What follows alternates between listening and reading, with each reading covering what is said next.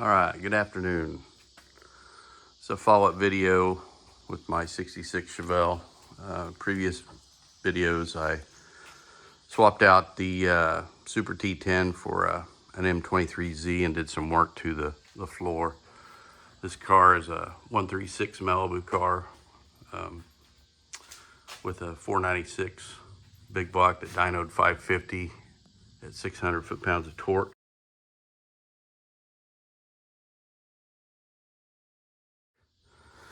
And it's got the original 10 bolt in it, so I've been waiting to get all the parts in here for this quick performance 9-inch, and they're here. So kind of walk you through this.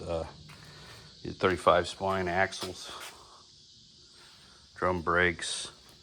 This is a Yukon center section with the Daytona front, pinion housing, and 1350 billet yoke.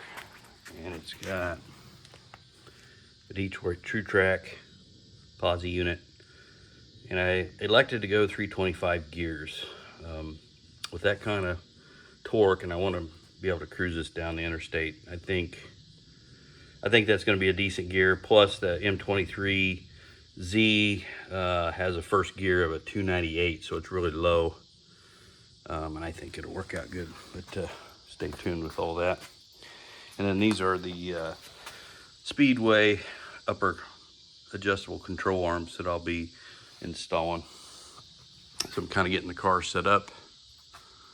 I'm going to try to do this as I do everything else here by myself. So the plan is to kind of let it down, and then I'll use my transmission jack, get the rear end back here, slide it back here. I may even use some car dollies to roll it back and then pick it up off the end of my lift here.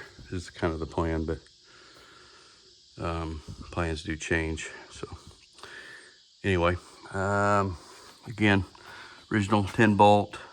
This car has been lowered with 2-inch springs, which I like the way it sets, but also that's why I need the adjustable uppers, because the pinion angle is a little off. It's about 2 degrees. I think it was negative when I checked it, so we'll catch up with all that when we install it. So more to come. All right, so I've got the car jacked up. You can see, let me go to the side here. I'm trying to be as safe as possible. So I've got jack stands holding the car up, and then I've got my car jack that I've got to pick the car up, supporting it as well as part of the lift. And then I've got my transmission jack here that's supporting the rear axle. I've just got the brakes disconnected from the one line. I'm gonna pull the rest of it with the rear end. So my plan is to drop this down on those dollies and then loosen the control arms, and then basically roll the axle back as far as I can, and then reposition the transmission left to pick it up, and then drag it the rest of the way out. And then the 9-inch, I'll just build it as an assembly in the car. All right, here's what I got so far. I've got everything unhooked, including the emergency brake cables. I kind of forgot those initially, but noticed them. So what I'm trying to do is I'm trying to remove this with keeping the stabilizer on the car, so it'd be easier for me maybe to locate the new rear end to the bottom stabilizers. So it's kind of creating a challenge a little bit, but I think I've got it here. And then if that doesn't work, then I'll take the stabilizer off. But you can kind of see what I'm trying to do here. I'm a madman. Just dream this shit up as I go. So anyhow, this is what you got to do when you work by yourself. But it's coming. It'll come out of there. All right, so I got it almost out. I wanted to get a video of where I'm at here. So everything's loose. Now it's real close to the gas tank. I just have the car high enough for that to come off the back of there.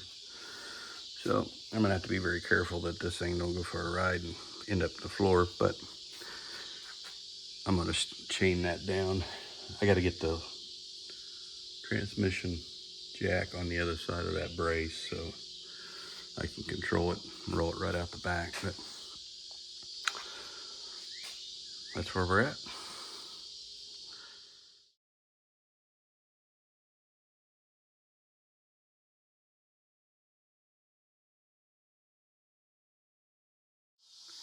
I'll show you what I got going on here. I got the old rear end out and I've got just this housing sitting in there kind of barely. But as some of you probably already have known, I've never done this, factory stabilizer bar is not going to work in this configuration with a 9-inch Ford, at least 9-inch quick performance, this bigger webbing, web housing, I guess you could call it. So we're gonna have to take that out, but I wanted to get a quick video and kind of show you what's going on. It's hitting the bottom of that. So we'll remove it for now, and then I do want a stabilizer on here, so we'll have to figure out what we're gonna do there.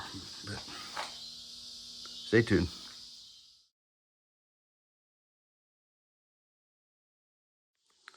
All right, kind of got this thing wrapped up other than the brakes. You can kind of see everything fit very well. I've always been impressed with Quick Performance's product. It's about the third rear axle I've installed, but it went very well. I decided to use the braided brake line kit. Wasn't sure if I wanted to do a hard line or not, but kind of went the easy route. Hard line would look better, but for now, kind of what we're, see everything. I was able to get that stabilizer bar to work. I put it in my press and put a greater bend in the center so it would clear that drain. And it really didn't deform it that much. It bolted right up once I got the angle right, so I was kind of happy with how that turned out. And I've got that's a 1310 to a 1350 yoke, so I'm gonna take this drive shaft to town here and have a new end on it, put on it, so it'll match the 1350.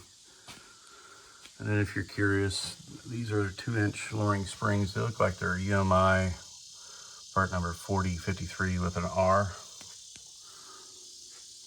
But I like the way the car sets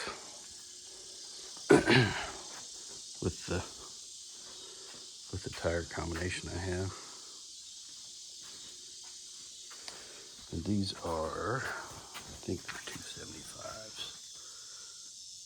Now they're a 255/70 R15. And I like the way this car sets. And I've got, front wheels are a 15x5 tri-5 steel wheel. So you can kind of see the little dimples in them.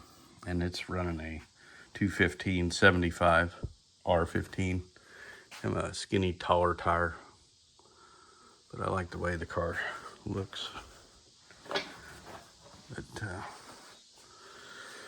so really all I have left is probably wrap the video up, but I've got to adjust the brakes and then bleed them. And then get the drive shaft fixed, and we're ready to break it in. So hopefully you got some value out of this video.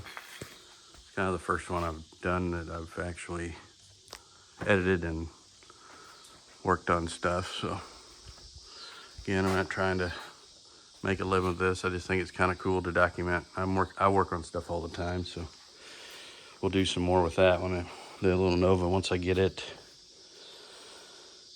Next will be wiring it, but got to get this one done so I can enjoy it. And then I've got a 55 Chevy up in the other shop that is going to be a really cool build once I get rolling on it. But I'm going to focus on this Nova and this Chevelle right now. So stay tuned. Hopefully you enjoy it. Later.